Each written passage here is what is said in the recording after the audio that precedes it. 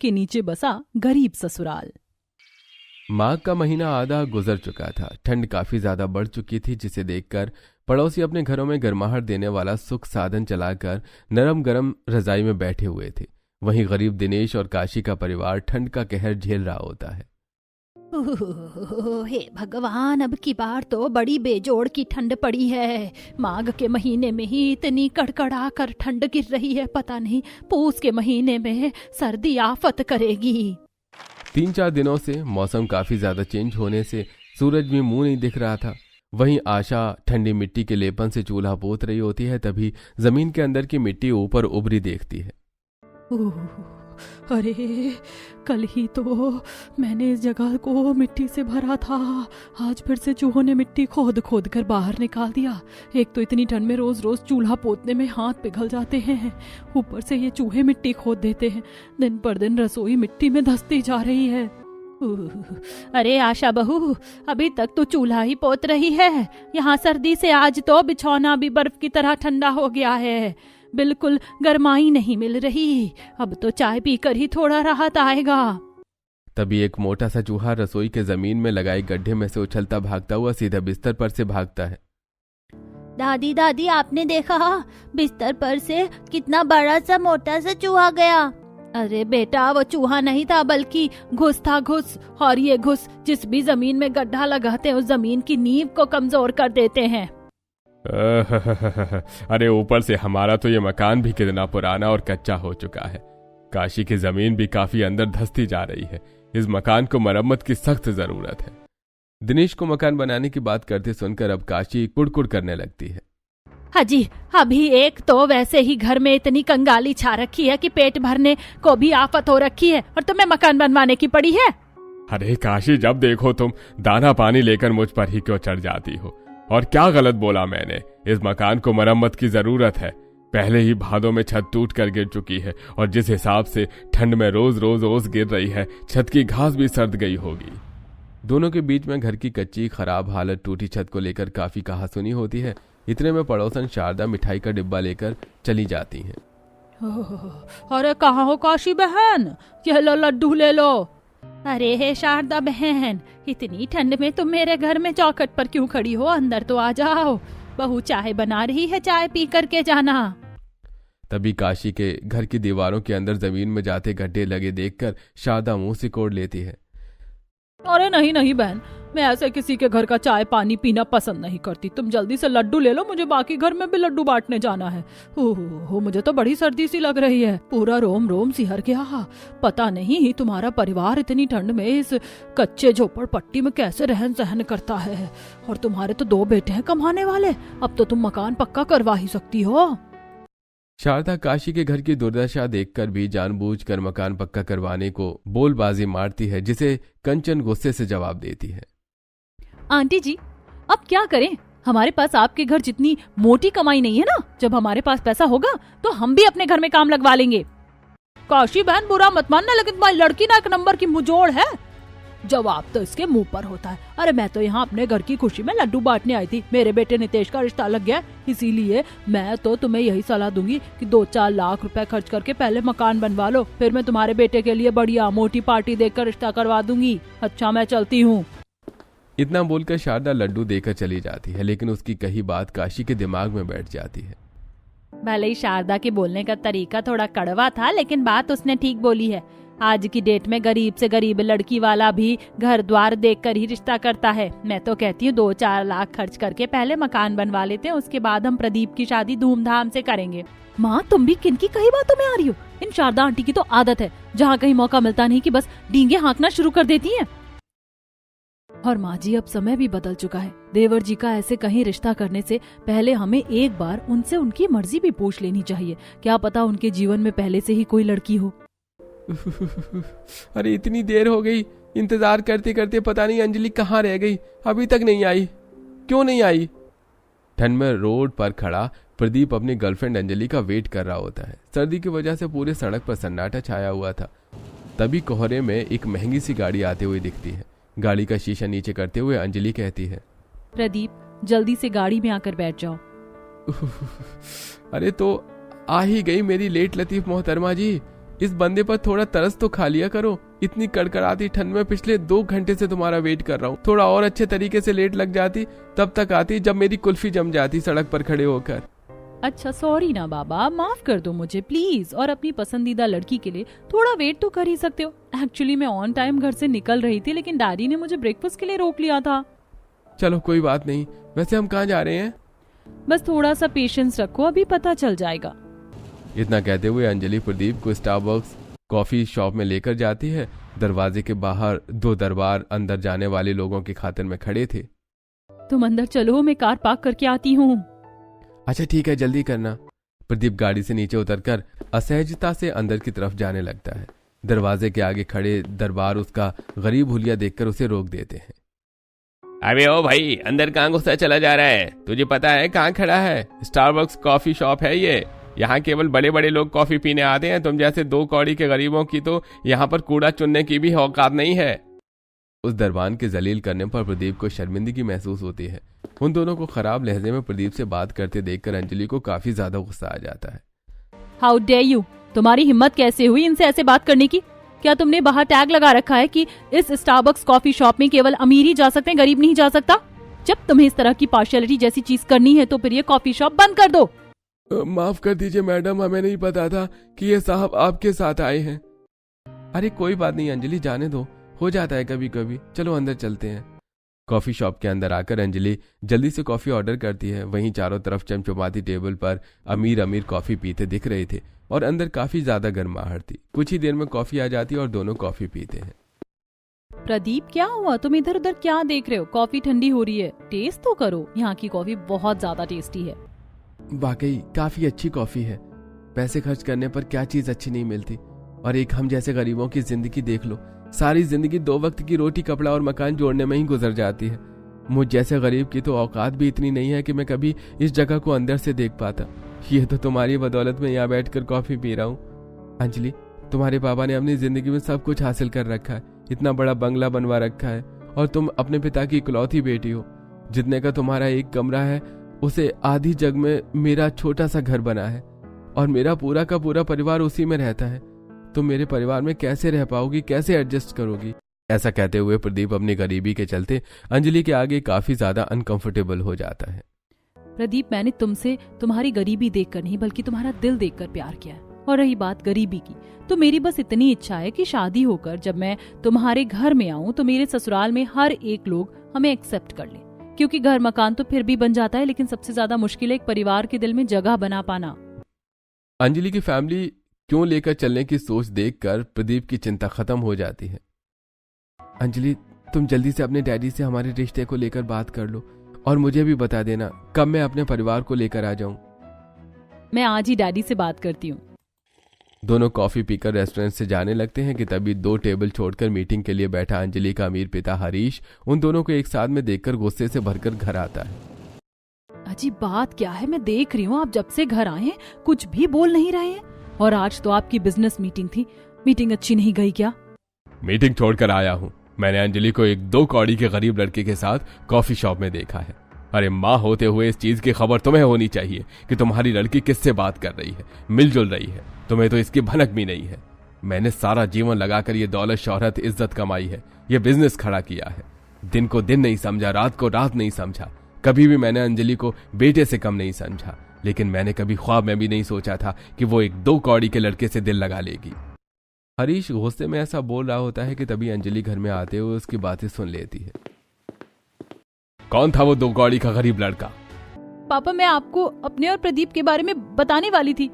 पापा, प्रदीप बहुत अच्छा लड़का है, मैं उससे बहुत प्यार करती हूँ। अंजलि, तुम्हें क्या लगता है कि वो 2 टके का लड़का तुम्हें खुश रख पाएगा? केवल प्यार से पेट नहीं भरता। जिस जगह में उसका परिवार रहता है वो कितनी गंदगी है। मुझे वो 2 कौड़ी का गरीब लड़का बिल्कुल भी पसंद नहीं है, और अगर तुझे करनी है तो मैं तेरी शादी उसे करवाने को तैयार हूँ, पर मेरी भी एक शर्त है। कैसी शर्त? शादी के बाद उसे घर जमाई बनकर रहना होगा और अपने गरीब परिवार से भी सारे रिश्ते नाते तोड़ना होगा। कह दो इसे गायत्री। अजी, आप कैसी बातें कर रहे हो? आज तक कोई दामाद ससुराल में घर जमाई बनकर रहा है, ये सही नहीं होगा। अंजलि अपने माता पिता को छोड़कर अपने प्यार को चुनती है। जहां मंदिर में शादी करके प्रदीप उसे अपने घर ले जाता है, जहां टूटी छत के अंदर आशा चूल्हा लगाकर रोटी बना रही, बगल में बैठी काशी सब्जी काट रही थी। छत के छोटे छोटे छेद में से ओस बर्फ के टुकड़े बनकर अंदर आ रही थी। अंजलि ठंड में ठिठुरते हुए गरीब ससुराल के चौखट पर खड़ी होकर अंदर को देखने लगती है। एक तरफ जमीन पर बिस्तर बिछा था, दूसरी तरफ चूल्हा लगा था। सब्जी के छिलके बर्तन सब बिखरे हुए थे और ओस से भीगी छत भी चू रही थी। अपने ससुराल में इतनी गरीबी भरी स्थिति देखकर अंजलि को धक्का सा लगता है। मैंने कभी ख्वाब में भी नहीं सोचा था प्रदीप का परिवार इतना गरीब होगा। मम्मी दादी देखो, चाचा किसी को लेकर आए हैं। दोनों की नजर सीधे दरवाजे पर खड़ी अंजलि पर जाती है। प्रदीप, कौन है ये लड़की? देखने से तो अच्छे घर परिवार के लग रही है। माँ, ये तुम्हारी बहू है। नमस्ते माँ जी। खुश रहो बेटी। क्या इसके माता पिता को पता है कि तुमने शादी कर ली? नहीं माँ, वो हमारी शादी के खिलाफ है। पर माँ, मैं अंजलि के बगैर नहीं रह सकता, इसलिए हमने शादी की। इतनी ठंड में कुड़कुड़ाता हुआ प्रदीप का बड़ा भाई दिवाकर भी आ जाता है। ये तूने क्या किया प्रदीप? तुझे पता भी है इस लड़की से शादी करके तूने हमारे पूरे परिवार पर परेशानी मोल ले ली है। शहर के जाने माने बिजनेसमैन हरीश सक्सेना की बेटी है ये। दिवाकर की बात सुनकर पूरा गरीब ससुराल अब सहमा हुआ काफी ज्यादा खौफ में दिख रहा था। भैया, माँ जी, आप लोग चिंता मत कीजिए। पापा मुझसे बहुत प्यार करते हैं। वो मुझसे ज्यादा देर तक खफा नहीं रह सकते। वो हमारी शादी के लिए भी मान जाएंगे। अंजलि की बात सुनकर सभी गहरी सांस भरते हैं। काशी अंजलि का गृह प्रवेश करती है और जैसे तैसे ठंड में अंजलि टूटे छत वाली कमजोर घर में रात काटती है। अगले दिन वो सुबह सबसे ठंड में उठकर मिट्टी से आंगन पोत रही होती है। तभी आशा आती है। देवरानी जी, आप रहने दीजिए। आपको आंगन की लिपाई करने को किसने कहा था? मैं हूं ना। पर दीदी, अब मैं भी इस घर की बहू हूँ और बहू होते हुए इस घर को संवार कर सहेज कर रखना मेरा धर्म है। आशा भाभी, चलिए जल्दी से चलकर लकड़ी चुनकर लेकर आते हैं। कंचन, आशा दीदी, आप दोनों कहाँ से लकड़ी लेकर आएंगे? मैं भी आपके साथ चलती हूँ। भाभी, हम जंगल से लकड़ी बीन कर लाते हैं, तब जाकर खाना बनता है। चलिए दीदी, मैं भी आप दोनों के साथ जंगल चलती हूँ।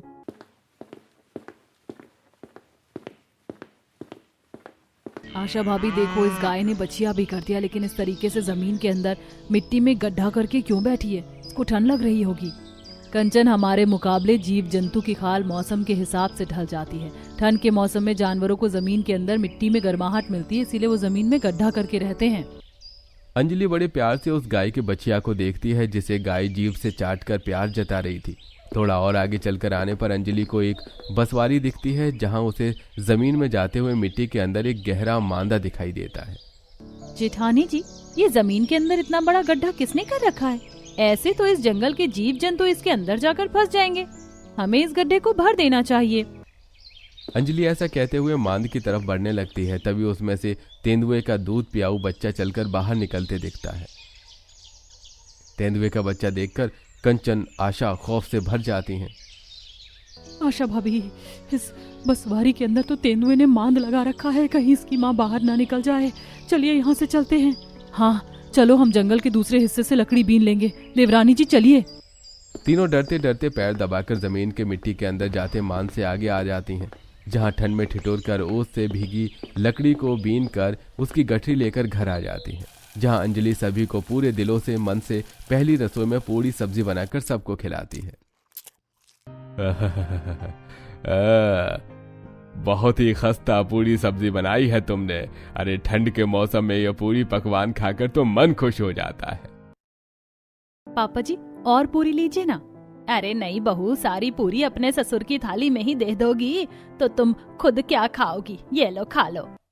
काशी अपने हाथों से कौर बनाकर अंजलि को खिलाती है, जिससे उसकी आंखों में खुशी के आंसू आ जाते हैं। तो वहीं दूसरी तरफ गायत्री हरीश के लिए गर्मा गर्म खाना बनाकर लाती है। अजी चलिए, उठकर जल्दी से खाना खा लीजिए। सब चीज आपके मनपसंद की बनाई है।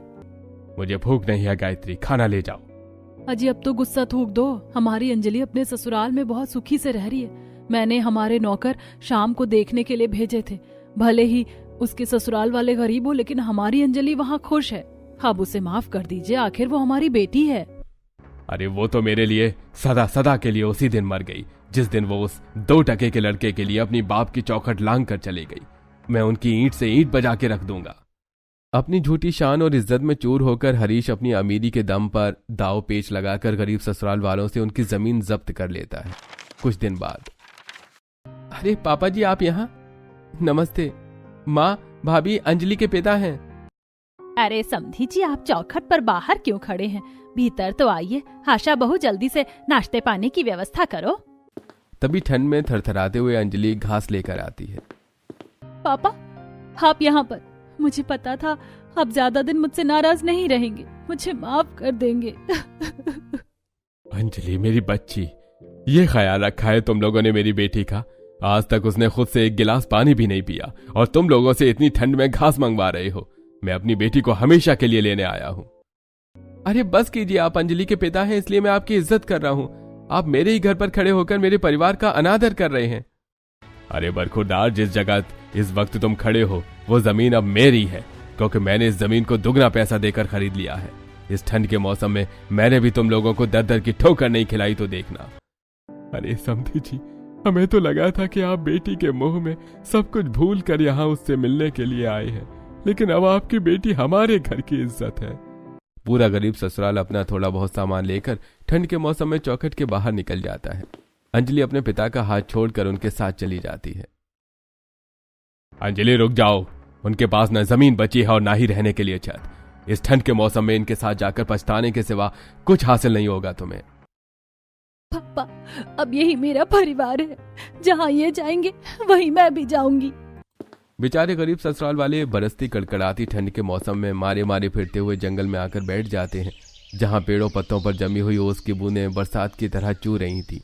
बर्फ की तरह ठंडी ठंडी हवा चल रही थी जो कि सबकी रूह को सिहार रही थी।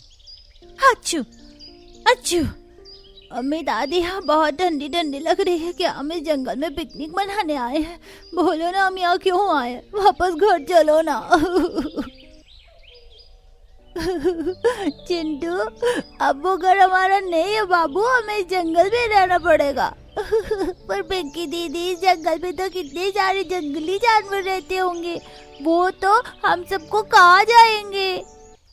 चिंटू की बात सुनकर पूरा गरीब ससुराल ठिठुरते हुए पेड़ के नीचे शरण लिए बैठे हुए धुंध बढ़ते देखते हैं। वैसे इस घने जंगल में इस तरह खुले में रहना वाकई जोखिम भरा है। हम एक बसावट कर लेते हैं, ठंड में भी काफी ज्यादा है, इस तरह हम रात नहीं काट सकते। पर भैया, दिवाकर भैया, इतनी तेज हवा चल रही है, ऐसे में तंबू भी कहाँ टिकेगा। तभी एकदम से मिट्टी में से कुछ मैमल्स के बच्चे बाहर निकलते हैं, जिनके शरीर में उस ठंड को सहन करने की क्षमता होती है। अरे इस जमीन के अंदर से चूहे जैसा क्या भगा है? छछूंदर था क्या? नहीं पापा जी, वो चूहा नहीं बल्कि मेमलस थे। ये आमतौर पर जमीन के ऊपर नहीं बल्कि जमीन के नीचे मिट्टी खोद कर रहते हैं। इनका शरीर मिट्टी में रहने के लिए सक्षम होता है। सर्दी का मौसम शुरू होते ही इन मैमल्स की प्रजाति ठंड से बचाव करने के लिए जमीन में मिट्टी में बसावट कर लेते हैं। अरे वाह चाची, फिर तो ये बड़ा मजेदार है। हम लोग भी इन छोटे छोटे मैमल्स की तरह जमीन के अंदर मिट्टी में घर बनाकर रह सकते हैं। राजू की नादानी में ठंड में बेआसरा ससुराल वालों को कड़कड़ाती ठंड से बचाव करने का आसरा दिखाते हैं। बच्चे सच में भगवान का रूप होते हैं। भगवान ने हमें चिंटू के जरिए ठंड में खुद को सुरक्षित रखने का रास्ता दिखाया है। जब तक किसी ठिकाने का बंदोबस्त नहीं होता, इस मिट्टी के अंदर जमीन में ही बसावट कर लेते हैं। पर माँ, इस जंगल की मिट्टी काफी ज्यादा ठोस है, इसे खोदने के लिए हमें औजार की जरूरत लगेगी। तभी कंचन का जुगाड़ दिमाग चलता है। भैया, औजार बनाने के लिए ठोस पत्थर और लकड़ी की भी तो जरूरत लगती है। हम खुद से औजार बना सकते हैं। अब कंचन और अंजलि सतर्कता से कुछ मजबूत टिकाऊ पेड़ों की लकड़ी काट कर लाती हैं। वहीं प्रदीप दिवाकर कुछ ठोस पत्थरों को पैना करके मिट्टी खोदने के लिए औजार बनाते हैं। तो वहीं जंगल के खतरनाक जीव जंतु से अपना बचाव करने के लिए भाले भी बनाते हैं। पूरा का पूरा परिवार गरीब ससुराल ठंड में कांपता हुआ जमीन को गहराई तक खोदता है। देखते ही देखते रात गहरी हो जाती है और जंगल से सियार, हाथी, तेंदुए के दहाड़ने चंघाड़ने की आवाज आती है, जिससे सबका डर से कलेजा बैठ जाता है। ये जमीन धम धम कांप क्यों रही है? लगता है जानवर हमारी तरफ आ रहे हैं। भाभी, इन जानवरों को हम इंसानों की तुलना में सूंघने की शक्ति काफी तेज होती है। वैसे हमने जमीन में इतनी मिट्टी तो खोद ली है कि आज की रात हम इस जमीन के अंदर बस सकते हैं। अब सभी पैर जमाकर अब जमीन के अंदर होते हुए आते हैं, जहां जंगल के बाहरी हिस्से की तुलना में जमीन के निचले हिस्से में गर्माहट थी और ठंड का नामो निशान भी नहीं था। अरे वाह, इस मिट्टी के अंदर तो कितनी ज्यादा गरम गरम सा लग रहा है, जैसे कि हीटर चल रहा है। सचमुच बाहर तो ठंड कितनी लग रही है, मेरा तो कलेजा जमसा गया था। यहाँ राहत तो है। अरे लेकिन इसी जमीन के अंदर की मिट्टी कितनी नम है, इतनी ठंड में हम मिट्टी के अंदर बसावट करके नहीं रह सकते। अजी अभी ना तो हमारे सर पर छत है और ना जगह जमीन। ऐसे ठंड के मौसम में हम कहाँ शरण लेंगे? जब तक हालात ठीक नहीं हो जाता इस मिट्टी के अंदर ही बस कर रहते हैं। पूरा ससुराल कहर ढाती ठंड में मिट्टी के निचले हिस्से में बैठे बैठे सुबह करते हैं। तब सूरज की किरण फूटने पर धूप निकलती है। हल्की हल्की धूप में अब जमीन गर्म होती है और मिट्टी के नीचे बसे ससुराल वालों को थोड़ी गर्माहट मिलती है। सभी बाहर निकलते हैं। अच्छा, हम दोनों नदी पर जा रहे हैं, देखते हैं अगर थोड़ी बहुत मछली मिल गई तो मारकर बाजार में बेच कर आएंगे। दोनों भाई मछली पकड़ने की तलाश में भटकते भटकते आखिरी भाग में आते हैं, जहां धीरे धीरे जंगल में पड़ी धुंध साफ होती है। तभी उन्हें एक गड्ढा दिखता है जिसमें बड़ी बड़ी पानी के ऊपर चलते दिखाई देते हैं। किनारों पर हरी भरी घास उपजी थी। भैया देखो, इस गड्ढे में तो कितनी बड़ी बड़ी मछली हैं। लगता है काफी समय से इस गड्ढे में किसी ने मछली मारी नहीं है, इसमें से खूब मछली निकलेंगी। अब दोनों ठंडे ठंडे मिट्टी वाले पानी में अंदर उतरते हैं। अरे इस ठंडे गड्ढे का पानी कितना ज्यादा जम रखा है, ऐसा लग रहा है। कुछ ही देर में दोनों मछलियों को पकड़कर अब टोकरी में भरते हैं और वहीं किनारों पर उपजे साग को बेचने के लिए तोड़कर बाजार ले जाते हैं। वहीं दोनों बहुएं ठंड में अपने मिट्टी के नीचे के बसावट से ऊपर आकर सूखी पुआल ढूंढने लगती हैं। ओह, पूरा जंगल तो ओस से तर हो रखा है, यहाँ पर सूखी पुआल कहाँ मिलेगी? यदि हमें मिट्टी के नीचे उस नम जमीन में बसावट करके रहना है तो बिस्तर करने के लिए सूखा पुआल चाहिए ही होगा। दोनों ठंड में कुड़कुड़ाते हुए जंगल के बाहर एक खेत में पहुंच जाती हैं, जहां कुछ लोग कड़कड़ाती ठंड में गेहूं की फसल की कटाई कर रहे होते हैं, जहां खेतों में सूखी भूसी पड़ी होती है। जेठानी जी देखिए, इस खेत में कितनी सारी सूखी भूसी है। इसे हम अपने मिट्टी के नीचे वाले बसावट को लीप कर सुखा सकते हैं, जिससे गर्माहट हो जाएगी। पर क्या पता वो उनके काम का हुआ, एक बार मांग कर देख लेते हैं। दोनों कांपते थरथराते हुए खेत के मालिक के पास आती हैं। भैया जी, अगर ये सूखी भूसी आपके काम की नहीं है तो क्या हम ले लें? हाँ हाँ बहन, तुम चाहो तो वैसे भी अभी मेरे खेत में आधी फसल कटाई के लिए बची हुई है। अगर तुम दोनों फसल कटवा पिटवा दोगी तो मैं तुम्हें थोड़ा अनाज और सूखी दे सकता हूँ। उस खेत वाले की बात दोनों को ठीक लगती है। अब दोनों ठंड में खेत की फसल काटते हैं, जिसमें सर्दी में उनके हाथ भी सुन्न हो जाते हैं। फिर दोनों फसल पीट कर अपना काम पूरा करती हैं, जिसके बदले में खेत का मालिक उन्हें काफी सारा अनाज पुले भी देता है, जिसके बोझे लेकर दोनों मिट्टी के नीचे बसे ससुराल में आती हैं, जहां काशी मिट्टी का चूल्हा बना रही होती है और कंचन कुछ जंगली सब्जियां तोड़कर ले आई होती है। भाभी, आप दोनों आ गई। ये देखिए, माँ ने चूल्हा बना दिया है और मैं कुछ सब्जी अभी तोड़कर जंगल से ले आई हूँ। मम्मी, मुझको बहुत जोर की भूख लगी है, जल्दी से खाना बना कर दे दो, कल से कुछ नहीं खाया। हाँ मेरा लाल, बस अभी अभी मैं गर्मा गर्म खाना बना कर देती हूँ। अब दोनों बहू चूल्हा जोड़कर खाना बनाती हैं, वहीं कुछ हिस्से में पूले से बिस्तर लगाती हैं। इतने में दोनों के पति भी मछली बेचकर खाने पीने और गर्म कपड़े लेकर आते हैं। इसी तरह कुछ समय बीत जाता है। गरीब ससुराल वालों का ठंड में मिट्टी के नीचे बसावट करके रहन सहन जारी था। वहीं ठंड और भी ज्यादा बढ़ जाती है, जिससे धूप जरा भी नहीं निकलती, जिससे नीचे की मिट्टी नम ठंडक भरी रहने लगती है, जिसकी वजह से मिट्टी के नीचे रह रहे सभी जीव जंतु वहां से निकलकर ठोस पेड़ों में गड्ढा लगा लेते हैं। और वहीं काशी और दिनेश से सर्दी सहन नहीं होती, जिसकी वजह से वो बीमार पड़ जाते हैं। तब गायत्री और हरीश अपनी बेटी और उसके ससुराल वालों को ढूंढते हुए जंगल आते हैं। अरे आप सब लोग मुझे माफ कर दीजिए। अपनी झूठी शान और नाक ऊंची रखने के चलते मैंने आप लोगों की जमीन पर, घर पर सब कुछ छीन लिया। एक बार भी ये नहीं, ऐसे ठंड के मौसम में आप सब क्या झेल रहे होंगे। मुझे अपनी गलती का अफसोस है। हरीश के आंसुओं में उसकी करनी का पछतावा दिख रहा था, जिससे गरीब सीधे मन वाले ससुराल वाले उसे माफ कर देते हैं। वहीं अंत में वो उन्हें जमीन लौटाकर पक्का मकान तैयार करवाकर उनकी मदद भी करता है, जिससे गरीब ससुराल वाले ठंड में मिट्टी के नीचे की बसावट को छोड़कर अपने घर में आ जाते हैं। ठंड में चटपटे मोमोज वाली।